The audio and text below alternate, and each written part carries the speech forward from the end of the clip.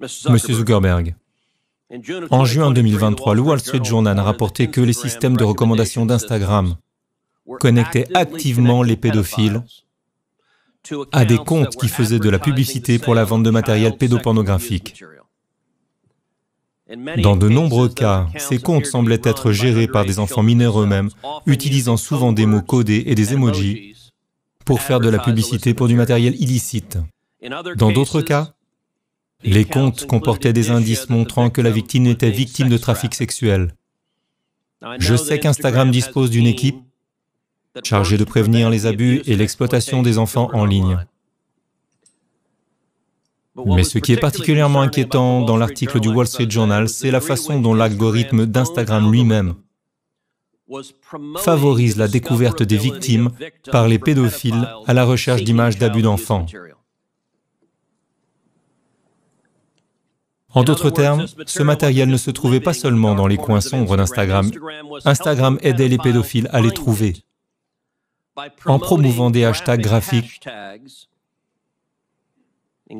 dont le hashtag pedo et le hashtag preteensex, auprès des acheteurs potentiels. Instagram a également affiché l'écran d'avertissement suivant aux personnes qui recherchaient des images d'abus pédosexuels.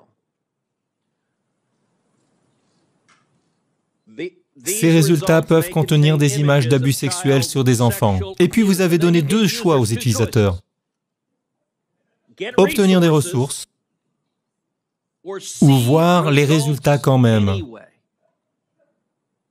Monsieur Zuckerberg, à quoi pensiez-vous? Sénateur, la stratégie de base derrière cela est que lorsque les gens recherchent quelque chose de problématique, il est souvent utile, plutôt que de simplement le bloquer, de les diriger vers quelque chose qui pourrait les aider à obtenir de l'aide. Je comprends qu'il y ait des ressources, mais dans quel univers y a-t-il un lien pour voir les résultats, quoi qu'il en soit? Nous pourrions nous être trompés. Nous essayons de déclencher cet avertissement où nous avons essayé de faire... Lorsque nous pensons qu'il y a une chance que le résultat... D'accord, vous pouvez vous tromper. Laissez-moi vous demander combien de fois ce message d'avertissement s'est affiché. Je ne sais pas, mais vous ne savez pas. Pourquoi ne savez-vous pas? Je ne connais pas la réponse et je m'arrête là, mais vous savez quoi, Monsieur Zuckerberg? Il est intéressant que vous disiez que vous ne savez pas, parce que j'ai posé la question en juin 2023 dans une lettre de contrôle et votre entreprise a refusé de répondre. Vous engagez-vous dès à présent à répondre à cette question pour cette commission dans un délai de 5 jours? Nous y donnerons suite. Est-ce un oui? Il n'y aura pas de suivi. Je sais comment les avocats rédigent des déclarations disant que nous n'allons pas répondre. Pouvez-vous nous dire combien de fois cet écran d'avertissement s'est affiché, oui ou non? Sénateur, je vais personnellement examiner la question. Je ne suis pas sûr que vous refusiez donc de répondre à cette question. Permettez-moi de vous poser la question suivante. Combien de fois l'utilisateur d'Instagram qui a reçu cet avertissement indiquant que vous voyez des images d'abus sexuels d'enfants, combien de fois cet utilisateur a-t-il cliqué sur « Voir le résultat, quoi qu'il en soit » ? Je veux savoir cela.